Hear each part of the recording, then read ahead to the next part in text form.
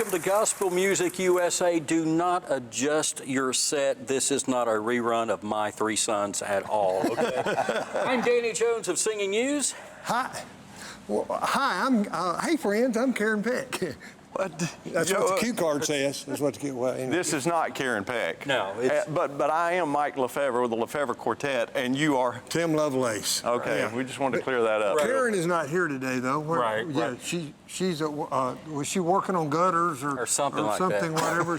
Anyway, she couldn't be here, so we went out and we got a replacement, and he wouldn't show up. So Tim walked by, and now that's why he's here. Right. Hey, listen. Coming up in the next few minutes, you're going to get to hear something absolutely incredible, and we're going to give Tim an opportunity to go sit down at the piano now because he has a song that is truly a classic in the world of Southern gospel music. Your family used to sing this song years ago. Sure you did. probably remember, so feel free to sing along with Tim Lovelace as he does Sweeter as the Days Go By.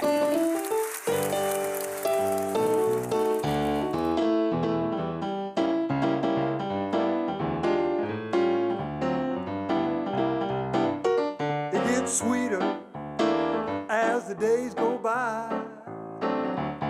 It's sweeter as the moments fly. His love is richer, deeper, fuller, sweeter, sweeter, sweeter, sweeter as the days go by. Well, the moment he saved me, good grace he gave me, placed his love deep in my heart. Great joy in knowing with him I am going, and never from him to depart. It gets sweeter as the days go by. It's sweeter as the moments fly. Well, his love is richer, deeper, fuller, sweeter, sweeter, sweeter, sweeter as the days go by. It's sweeter as the days go by. Sweeter as the moments fly. His love is richer, deeper, fuller, sweeter, sweeter, sweeter, sweeter as the day. Sweeter, sweeter, sweeter as the day. Sweeter, sweeter, sweeter as the days go by.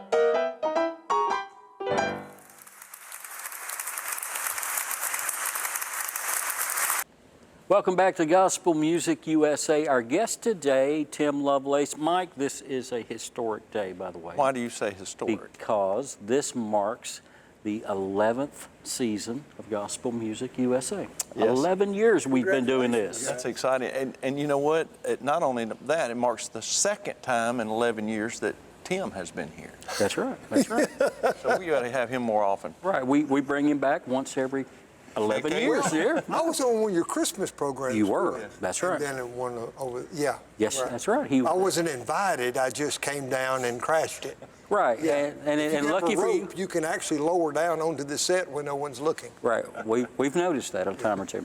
Well, anyway, Tim Lovelace is our guest here today, and Mike, as we've alluded to many times, very talented individual. Very wise individual because he's been in the gospel music field for long enough. He knows what to do, what not to do, and he knows what to do anyway. Right, and he has a lot of great stories. I mean, he has seen it all, done it all. But one thing I want to find out, you know, since you play so many different instruments, okay, and we've heard you talk about your favorite and your least favorites and everything. Oh, by the way, he plays harmonica too. We've never brought that up. Okay. Just wanted you to know. I remember. Okay. Guitar. Guitar. You play lots of different styles of guitar as well. Chad Atkins style. I attempt. Yeah. Thank you. Yeah. When did you start playing guitar? Well, the very first, someone asked me not too long ago, said, when was the first time you ever played one? And I had to think about it. And I think maybe I was 8 or 9 years old, something like that. And there was a guy who played a guitar in our church every now and then, but I never played his. But I, as you all know, not everybody knows, but I stutter, especially on the telephone. But I don't stutter much talking anymore, you know. But I stuttered as a child, and so I was, believe it or not, I was a bashful child because I hated to stutter in front of the kids, get made fun of. So you make a face, you do something silly, just kind of cover it up, and you end up being known as a class clown, but really it was because I stuttered. So when I'd ride my bike to school back and forth, I a lot of times wouldn't leave with all the groups of kids. Not painting a sob story, but I just kind of rode my bike by myself because I'd start to speak and I couldn't get it out. I was coming home one day, and I loved music. We had a piano in the house, and I didn't have lessons, but I was around a piano, but I'd never played a guitar. And I was riding my bicycle, heading down Oak Street. As I'm going along on my bicycle, I heard a guitar. And I turned and looked, and it was a long driveway. And didn't have a gate. It had a fence, but there was no gate to the driveway. And at the very end was a small house. And outside, hot Alabama weather, there was a little, like a picnic bench. And a young guy, I guess he was late teens, 18 or whatever, playing a guitar. And I stopped my bike and I thought, that's a real guitar. And I thought, I wonder if I could go listen to him. But, you know, back then we didn't have leash laws. I don't know if y'all know about that. But in South Alabama, I mean, if you got a rabid dog, he just lived at the house with you. You know, I'm thinking, what if they've got a big German Shepherd? What if he doesn't want me to go up to him? You know, what if I have to speak? I'll start stuttering. And I remember I started to start pedaling again, but I heard that music. And I was scared. Remember when we would ride your bike, you'd go so slow it was wobbling. And I headed down that long driveway, and when I pulled up, the guy looked at me and playing that, I think it was a Martin guitar. And he looked at me and he said, "Do you play?" And I said, and I quote, "No, sir." He said, "Let me show you a couple chords." I got off my bike and sat down there. Most people play a guitar, a G chord is their first chord, put my fingers on there. But when I strummed it, guys, that wood box up against my chest, I could hear that chord. It was inside of me. And it blew me away. He showed me a couple more chords. And I was still nervous, and so I strummed a couple of chords, and I said, well, I guess I better go. I didn't have anything to do with mow grass, you know, when I got home, but I was kind of nervous. I got back on my bike, but you know, that driveway wasn't as long going back, guys, because I had that chord inside of me. And I don't claim to be brilliant, but I was smart enough as a kid to know if I just learned 3 chords, I can learn more. I've got to get a guitar some kind of way. But the older I get, when I look back on a lot of my childhood stories, I was thinking, a lot of times the Lord calls us, says we're his sheep. You know, a lot of times there's a long driveway between us and where we need to be. But if it's his voice, that music was calling me, but what if the Lord's calling us? And we wonder about the dog, we wonder about rejection, we wonder about the unknown, but in life it's full of a lot of driveways, isn't it? Long roads, but sometimes when the Lord's calling, right, Danny? He knows what he's doing. We just have to be smart enough to follow. Right. Saraland, Alabama. Yeah. That was the childhood home of Tim Lovelace, and that's not too far from Mobile. Yeah. Yep. Did you ever think in some of those days there in South Alabama that you would be doing what you are now? Had no idea. I just knew that I loved music. But when I met the Lord, truly met him, I would go to church, earliest memories. But you know, there's a big difference. And when I met him, though, I found out music was really my safe place. Because my childhood wasn't perfect like none of us. Everybody watching, I don't know how many homes are watching right now, but everybody's been rejected. Everybody's had a broken heart. Everybody's, we all go through this life. It's a broken world. But when I met him, music was no longer my life. The Lord became my life, and He is the music in our life. And he ended up combining the music with the personality and the comedy. Right. And so I'm sure there was a first for you as a comedian. Yeah. That you realized that, hey, this can work together. Well, you know, the very first time, Mike, that I did comedy, I was scared to death. I didn't want to do it. I was probably, this is another story, about the same time all that with the guitar. I was about the 4th grade, and I had a teacher, Mrs. Lyles.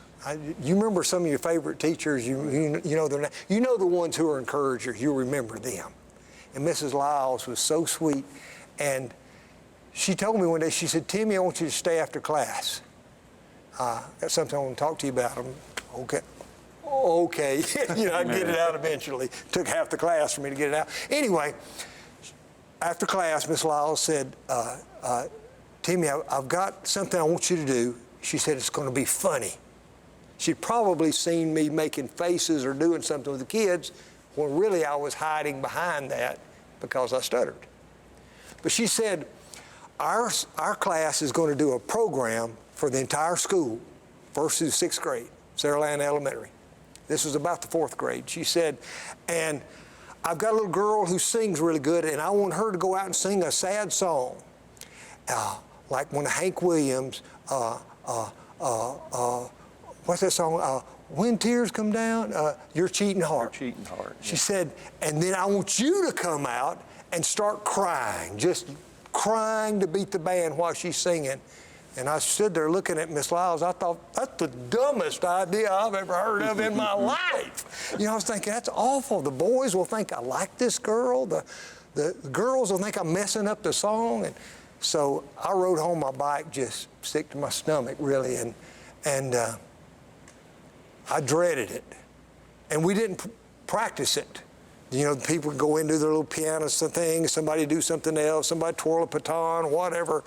So the day came, do y'all remember, I don't know if your school had it, but we all had that infamous maroon curtain for the stage. I don't know why they were maroon, but those thick curtains, small little stage.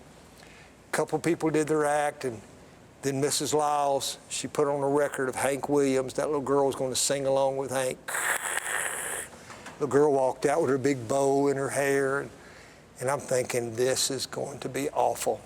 And when she went out to start singing with a thick Alabama accent, your cheating heart will tell on you. And kids are like, man, she can sing. You, and all of a sudden, Miss Lyles, I'm behind the infamous maroon. She said, Timmy, you're on.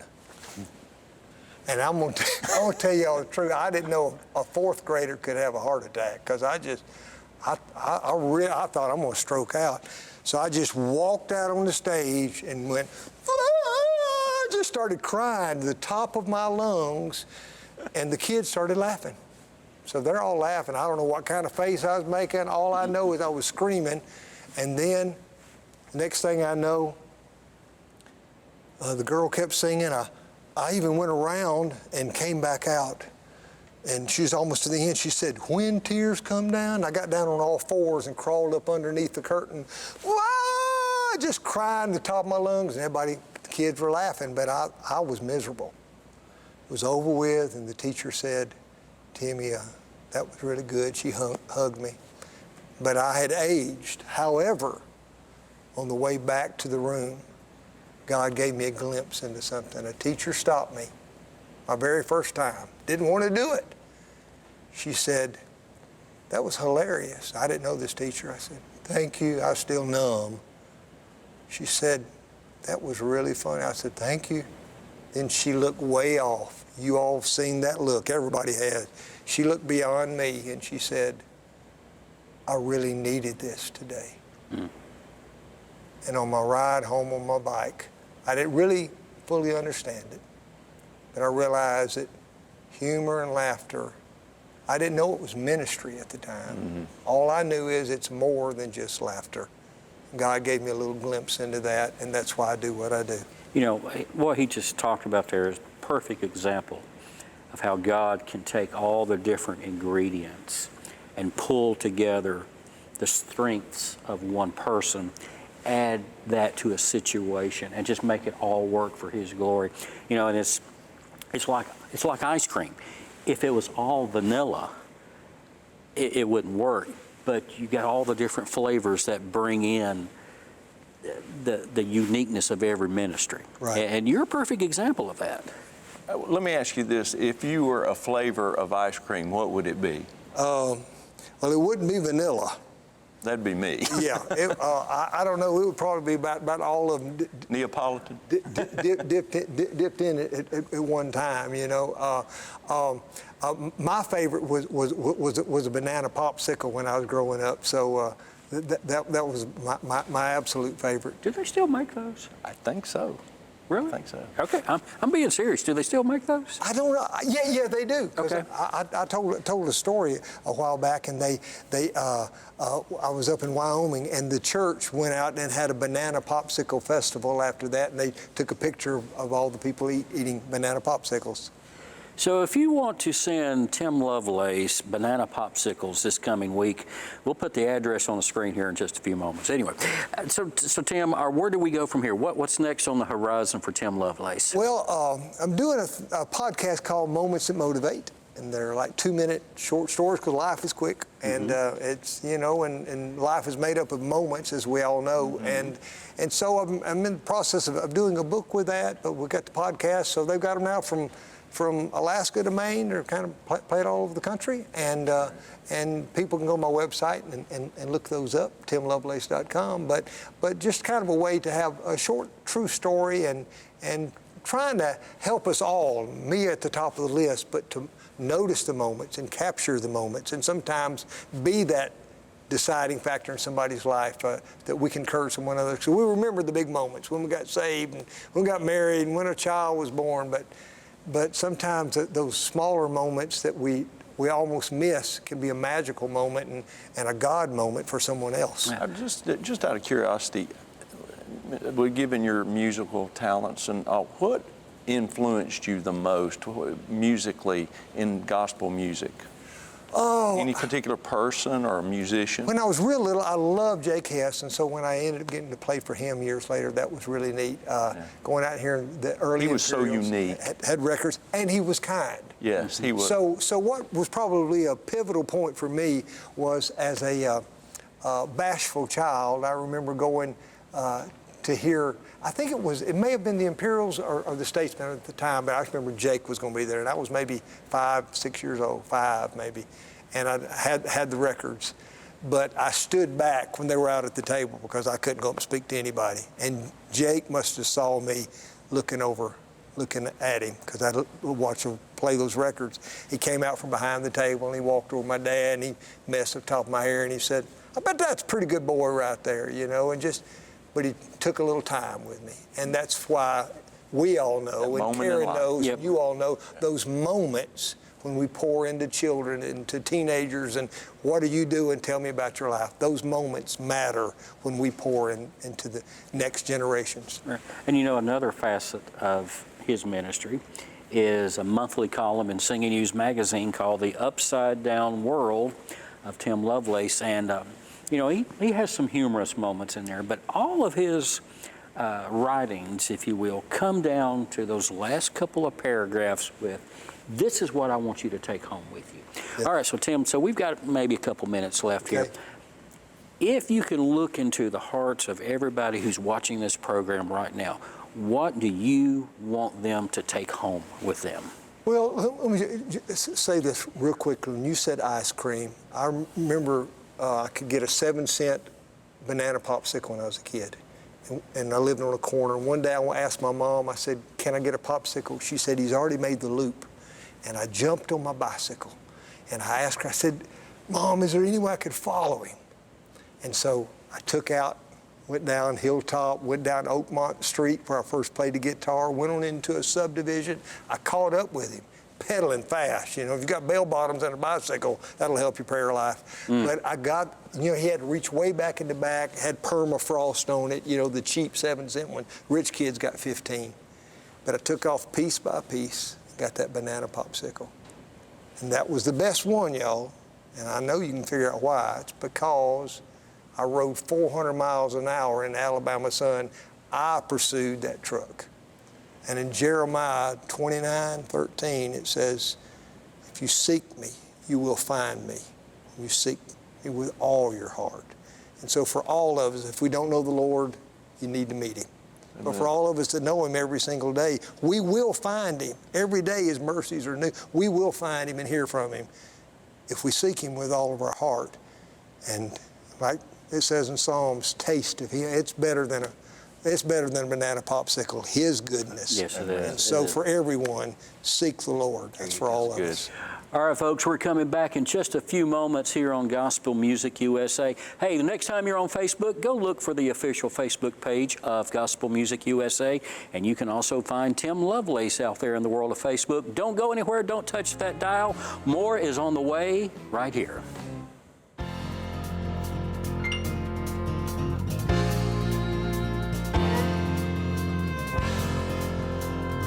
Welcome back to Gospel Music USA. I'm Danny Jones, our co-host Karen Peck and Mike Lefebvre. Appreciate you watching this program, as do I. Our guest today has been Tim Lovelace, and we hope that you have taken the words that he has spoken, applied them to your heart, and hope that this week will be your best week ever. Let's hear one more song now. Here is Tim Lovelace.